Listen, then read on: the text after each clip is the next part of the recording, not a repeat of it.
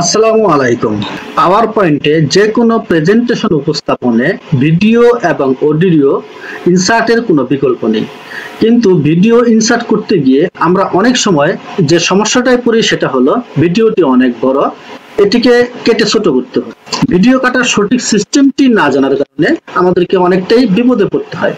আজকের ভিডিওতে আমি আপনাদের দেখাবো পাওয়ার পয়েন্টে কিভাবে ভিডিও কেটে ছোট করবেন এবং সেটি স্লাইডে ব্যবহার করবেন।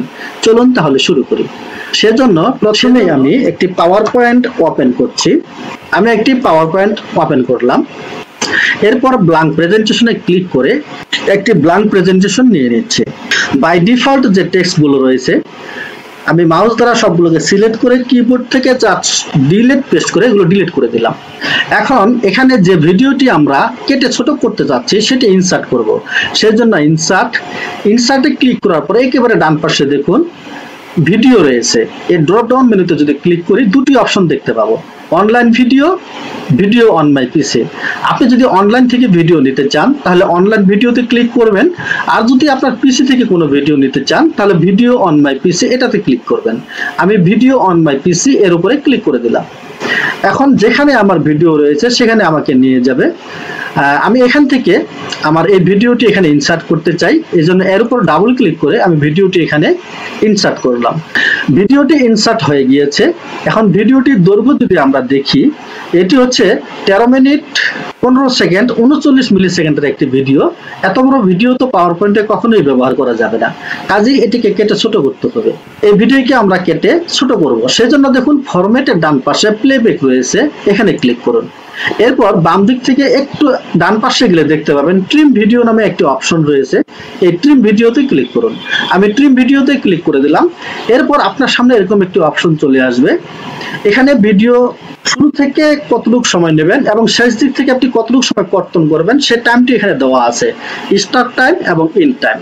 ধরে নিন আমি এখান থেকে এতটুকু পরিমাণ নিলাম, এখানে 4 মিনিট 49 সেকেন্ড 782 মিলি সেকেন্ড আমি প্রথম থেকে কেটে ফেলবো, এবং শেষের দিক থেকে ধরে নিন আমি এইটুকু নিলাম যে 7 মিনিট 40 সেকেন্ড এবং 303 মিলি সেকেন্ড আমি এদিক থেকে বাদ দিয়ে দেবো, তাহলে মাঝখানের এই অংশটুকু আমার থাকবে।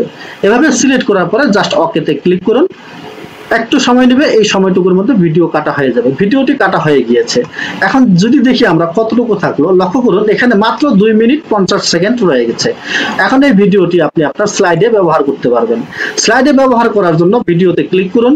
এরপরে কিছু সেটিংস রয়েছে। প্রথমেই দেখুন স্টার্ট ইন ক্লিক সিকোয়েন্স। আপনি যদি এখানে ড্রপ ডাউন মেনুতে ক্লিক করেন আপনি তিনটি অপশন দেখতে পাবেন, in click sequence, automatically, when click on.